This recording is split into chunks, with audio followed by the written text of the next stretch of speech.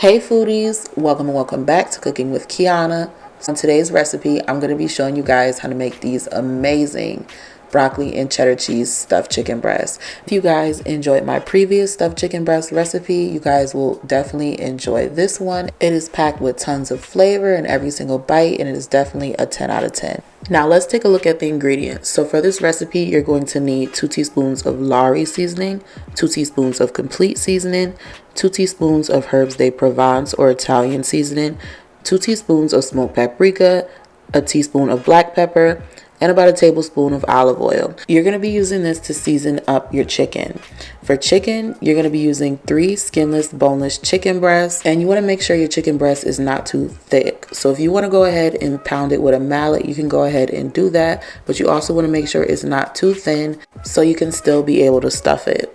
Now let's move on to the ingredients that you need for the stuffing. You'll need about a cup of broccoli florets. Now you can either buy the frozen broccoli and let it thaw out on its own, or you can buy some fresh broccoli and steam it for about 5 minutes. About a tablespoon of freshly minced garlic, 1/4 cup of diced onions, and a 1/2 cup of shredded cheddar cheese. You're also going to need about 8 ounces of cream cheese and a dry ranch seasoning packet mix. So first things first, let's start off by preparing our chicken. Obviously, you want to wash your chicken, make sure you pat it dry. Then we're going to go ahead and start the slicing process. So you're going to start at the thickest part of the chicken and go ahead and slide that knife down, making sure you don't cut completely through the chicken because you don't want to split it in half. Now you're going to go ahead and open that up. As you see, you still have those pieces that didn't slice completely through the chicken. So you're just going to go in with your knife and go ahead and slice that. That way the pocket can fully open up. And when you slice this, you want to make sure you take your time and be careful not to poke any holes into your chicken because you don't want all of that stuffing to fall out. Now once you got a nice little pocket on there, you are all done, and you're going to go ahead and repeat the steps with the rest of your chicken breasts.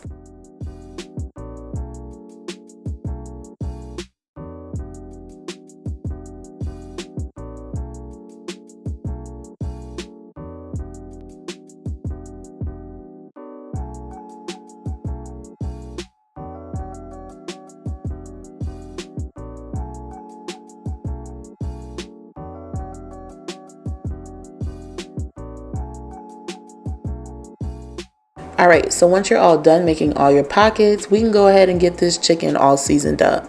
So I'm going to take my plate that I have all the seasonings on, and I'm going to go ahead and just give that a good mix until it is well combined.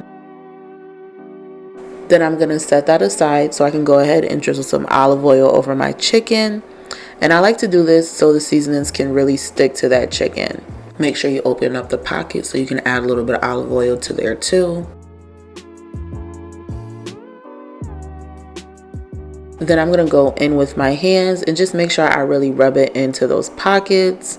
And of course, I'm going to go ahead and flip it over and make sure I get that olive oil on both sides of my chicken breast as well. Now you can go ahead and add those seasonings that we just mixed together. And don't be afraid to really get in there and season that chicken, okay?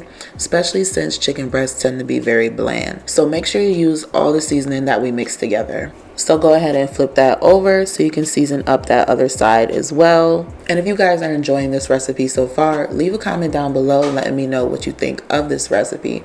I post amazing recipes once a week, so make sure you guys subscribe so you don't miss out on any recipes. I will be doing a giveaway when I hit 10,000 subscribers. So once I got both sides seasoned, I'm going to go in with my hands and just really rub that seasoning in so it can really penetrate the chicken.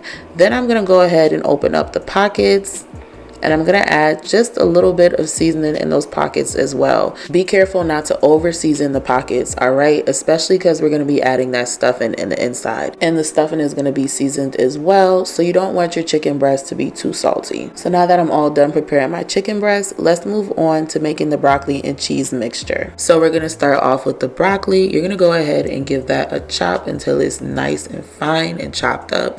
Remember, we're going to be stuffing this, so you do not want big old chunks of broccoli.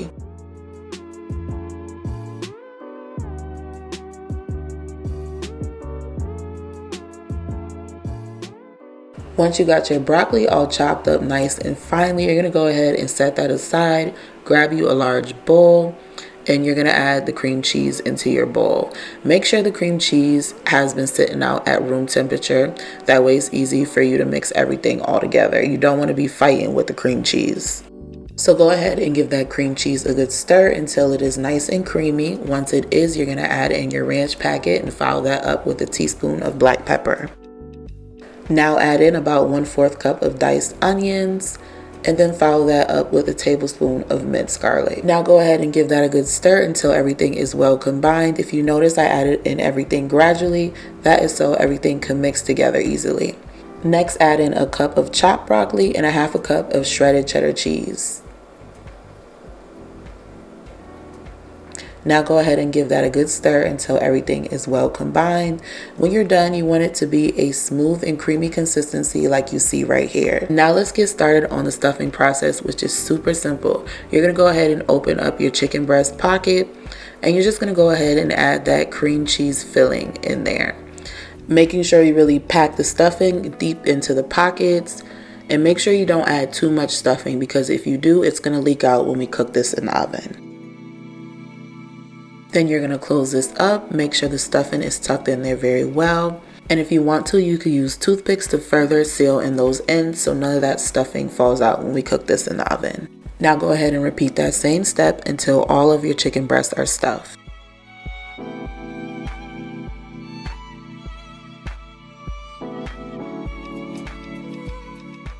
Once your chicken breasts are nice and stuffed, it is time to start the searing process. Add a generous amount of oil into your skillet and let that heat up on medium to high heat, and then gently add in your chicken breasts.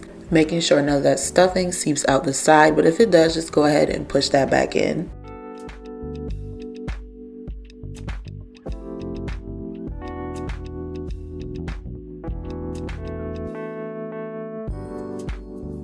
Remember, we're not fully cooking the chicken breast just yet. We just want to get a good sear on there, because that's going to add another layer of flavor, so do not skip this step. Once it's nice and golden brown and crispy like you see here, it is time to flip it over.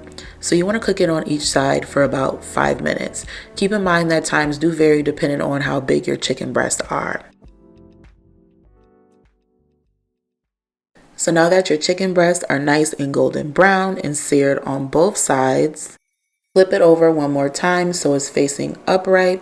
And when you're flipping them over, you want to be careful that none of the filling spills out of the side. To prevent this, I like to place the side with the filling right along the edge of my cast iron skillet. Doing this helps prevent all of the filling from spilling out. Now pop these in a 350-degree oven for about 15 to 20 minutes. Once they reach an internal temperature of 165 degrees, they are all set.